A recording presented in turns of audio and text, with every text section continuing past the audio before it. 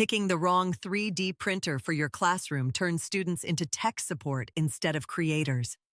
After testing dozens of models across K-12 and university settings, here's what actually works in 2026. For tight budgets, the Creality Ender 3v3 SE at just $199 delivers auto-leveling and a direct drive extruder that handles student mistakes without constant teacher intervention. It's the lowest total cost of ownership I've found for elementary through high school.